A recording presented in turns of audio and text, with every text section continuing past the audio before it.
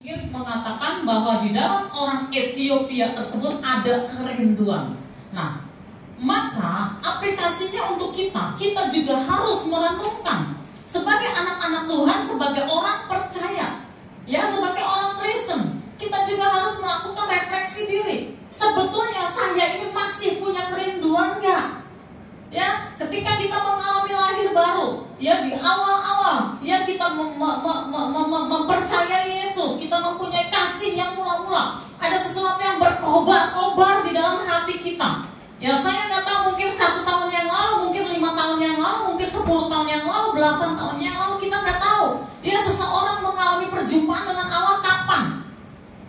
Ya, mengalami lahir baru kapan? Ya, kasih yang mula-mula itu menguasai dirinya. Yang menghancurkan kesombongannya kapan? Kita nggak tahu. Tetapi pertanyaannya saat ini, masihkah ada kerinduan itu di hati kita? Ya, kita bisa saja datang setiap minggu ke gereja, kita bisa melayani, tapi sebetulnya di dalam batin kita sudah tidak lagi berkobar-kobar. Nah, Allah senang kepada orang yang memelihara kerinduan ini. Allah senang kepada orang-orang yang memelihara, yang keinginan, kelaparan, ya, kehausan akan Allah. Allah senang kepada orang-orang yang demikian. Dan kalau kita memeliharanya, ya, maka dengan cara Allah, ya, dengan kuasa Allah, Allah akan bawa kita kepada pengalaman yang lebih dalam bersama dengan Allah. Amin. Ya, jadi yang pertama adalah kerinduan. Ya, saya ajak kita semua, mari kita renungkan, mari kita lakukan refleksi diri. Betulkah saat ini kasih mula-mula itu masih menguasai kita? Betulkah kerinduan itu masih membara di dalam hati kita? Yang kedua, ya, orang Ethiopia ini, ya, setelah dia mendengarkan, ya, penjelasan dari Filipus dan rohnya mulai terbakar, ya, dia mulai mendapatkan rema firman, ya, hatinya terbuka, dia percaya, ya, apa yang dia lakukan, ya, yang dia lakukan adalah segera dia mengambil keputusan, dia segera mengambil keputusan. Nah, oleh karena itu bagi kita juga, ya, kalau kita satu ketika mendapatkan sesuatu dari Allah, ya, Allah berbicara lewat firman-Nya, lewat keadaannya, ya, dan kita diberikan pengertian, diberikan sesuatu yang membuat pikiran kita terbuka, maka yang harus kita lakukan adalah ikuti dengan keputusan. Ya, nah, ini terjadi dengan banyak tokoh-tokoh Alkitab yang kita pelajari. Ketika Allah menyatakan dirinya kepada Abraham, ya, Abraham saat itu tidak mengenal Allah, ya, dia tinggal di tanah Ur Kasdim, negeri yang jauh dari Tuhan. Orang-orang kafir dikatakan, bahkan orang tuanya, nenek moyangnya tinggal di situ dengan tidak mengenal Allah secara pribadi. Walaupun secara keturunan, ya, mereka itu adalah keturunan, seharusnya keturunan orang yang mengenal Allah. Tetapi karena keadaan, ya, karena lingkungan, ya, karena mereka ada di tempat yang jauh, ya, dan mereka tidak mengenal Allah secara pribadi. Tetapi ketika Allah menyatakan dirinya kepada Abraham, dan Allah perintahkan Abraham untuk keluar, untuk pergi dari tanah Ur Kasdim, Abraham mempercayai. Dia terbuka pikirannya, dia mengerti bahwa Allah berfirman, dan dia percaya. Setelah itu apa yang dia lakukan? Sama persis, ya, seperti orang Ethiopia tadi, mengambil keputusan, ya, maka Abraham pun juga mengambil keputusan.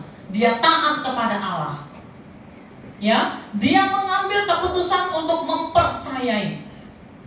Ada lagi contoh-contoh lain di Alkitab, ya, Zakheus, ya, kita baca bahwa Zakheus ini adalah, ya, seorang, ya, pemungut cukai.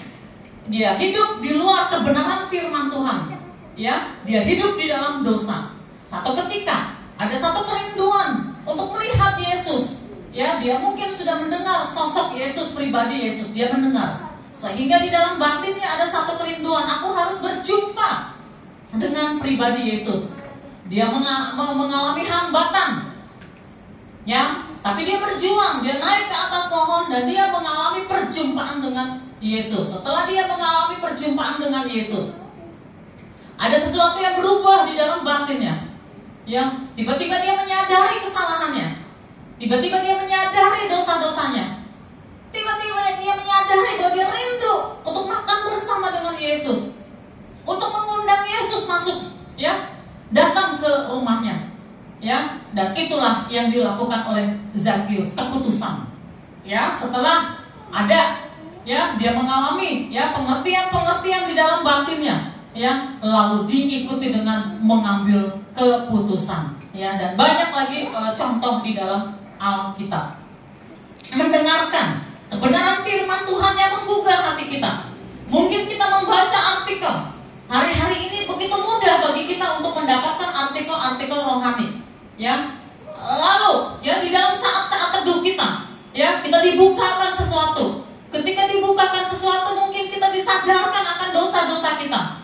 Mungkin kita disadarkan ada ketahitan, ada kemarahan, ada kebencian di dalam batin kita. Dan Allah perintahkan kita untuk saling mengasihi.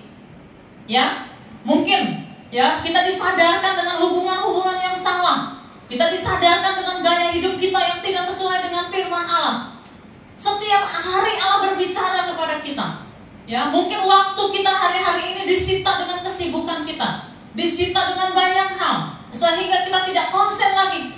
Ya, kita tidak fokus lagi, ya, kepada Allah. Nah, Allah berbicara, menegur kita setiap hari. Allah memberikan kepada kita kerinduan. Allah menanamkan sesuatu di dalam hati kita. Pertanyaannya, apakah kita lewati itu? Ya, kita anggap itu biasa-biasa saja, atau kita segera mengambil keputusan? Segera mengambil keputusan. Saya mau cerita sedikit, ya. Memang ada banyak contoh kalau bicara tentang keputusan ini. Salah satunya yang saya mau sampaikan adalah kebetulan pelayanan kami, pelayanan okkultisme, mungkin bisa menyelami, ya, bahkan mungkin pernah mengalami seperti itu.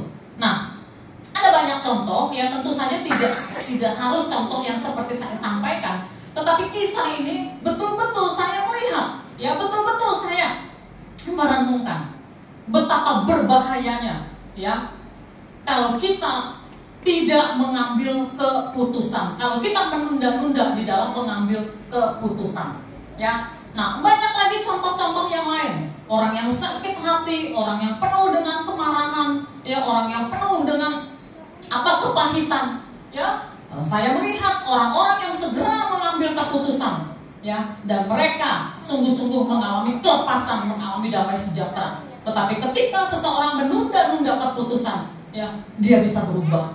Ya, demikian juga dengan hal-hal lain di dalam kehidupan kita sehari-hari. Jadi, keputusan. Yang pertama tadi saya katakan, mari kita pelihara bahwa di dalam hati kita selalu menyala-nyala, berkobar-kobar kerinduan kepada Allah.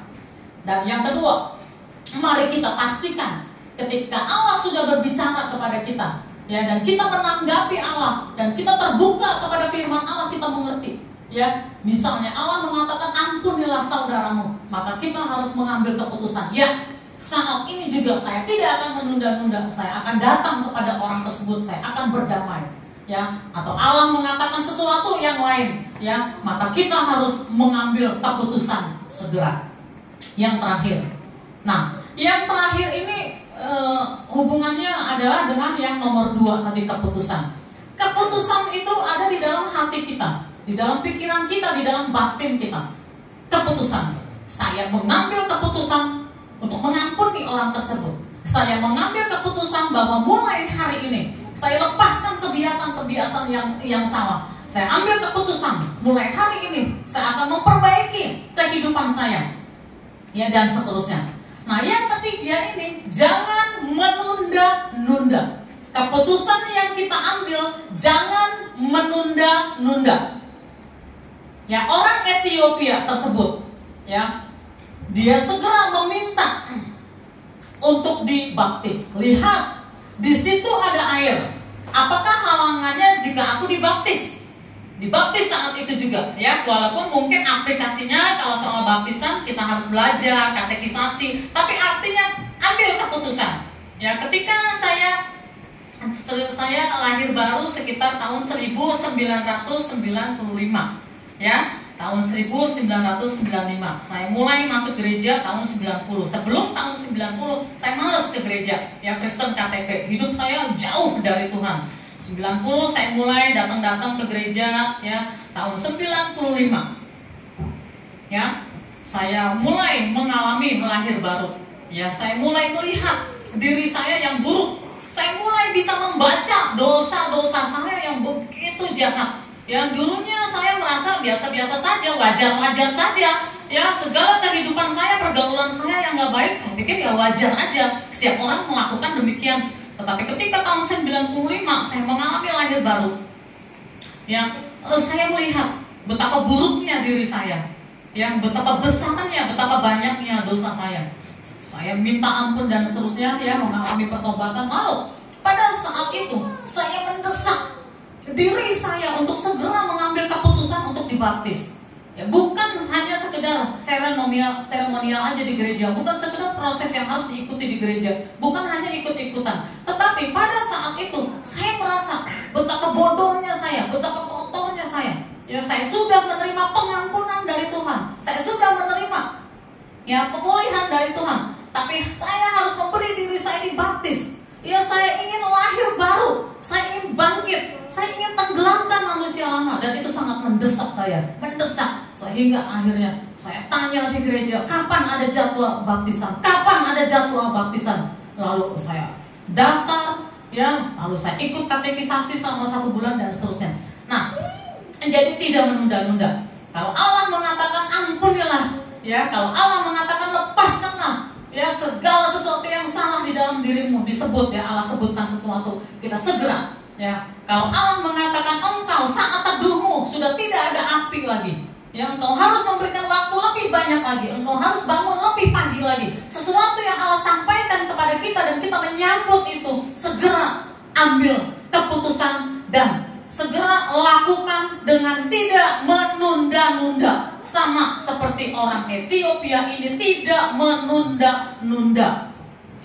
Ya, saudara, ya, kalau dilakukan survei kepada anak-anak Tuhan, ya, banyak sekali saya kadang-kadang membuat survei-survei kecil, ya. Banyak sekali orang yang mengaku kelemahan di dalam diri saya adalah menunda-nunda. Ya, ini bicara tentang warga gereja. Banyak sekali orang mengatakan kelemahan saya adalah menunda-nunda. Ya, mungkin, ya, anak-anak Tuhan itu sudah tidak melakukan percabulan, tidak melakukan sesuatu yang merugikan orang lain, berbohong, mencuri atau apalah. Ya, mungkin tidak lagi melakukan dosa-dosa yang sepertinya mengerikan. Tetapi menunda-nunda juga adalah sesuatu yang tidak disukai oleh Tuhan. Menunda-nunda membuat iman kita kandas.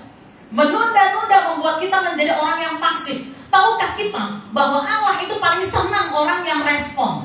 Allah itu paling senang orang yang bergairah. Allah paling senang orang yang bersemangat. Dan Allah paling senang orang yang segera mengambil keputusan dan tidak menunda-nunda. Allah mencari orang yang demikian. Allah mencari orang-orang yang demikian. Orang-orang yang tidak menunda-nunda dan bersegera. Ya, itu saya paling senang, ya, kalau ada altar call anak-anak muda, ya, itu lari ke depan, ya, untuk menghampiri Allah. Pada satu ketika kami melakukan buka di Cianjur, ya, di desa Cianjur. Lapangan terbuka, ya, jadi lapangan terbuka ini di depan ini kosong, ada panggung, lalu di jarak berapa meter itu orang yang duduk di di rumput, orang duduk di rumput, ya, sore-sore menjelang malam, ya. Nah, ketika ada panggilan, ya, panggilan altar, ya, ada pelepasan, ada pemulihan, panggilan pemulihan, ada panggilan pertobatan, ya, macam-macam, ya, panggilan. Dan terakhir, ya, sebelum KKR ini ditutup, ya, pertanyaannya adalah bagi mereka, dan waktu itu kebetulan saya menyebut anak-anak muda, ya. Orang muda, orang dewasa sebetulnya sama, semua harus respon. Pada saat itu kebetulan saya menyebut anak-anak muda karena di situ banyak anak-anak muda. Ya, di Cianjur itu banyak orang Kristen yang sudah goyah lah, ya, karena hubungan, karena pergaulan dan seterusnya. Dan pertanyaannya waktu itu terakhir saya tanya, kalau ada anak-anak muda di sini yang mendengarkan kebenaran firman Tuhan dan hatinya membara untuk menyerahkan diri kepada Tuhan, untuk melayani Tuhan, untuk meresponi Allah. Ya, kira-kira seperti itu. Ya, lalu ya semua diam. Ya, tetapi kemudian tiba-tiba ada satu orang anak muda, ya sekitar umur 18-19, dari tempat yang jauh, dia berlari. Ya, di tengah gerimis, ya, karena saat itu gerimis, ya, di tempat remuk. Dia berlari maju ke altar, ya, lalu di altar dia berlutut, dia menangis, dia katakan Tuhan, dia katakan ini aku Tuhan, ya.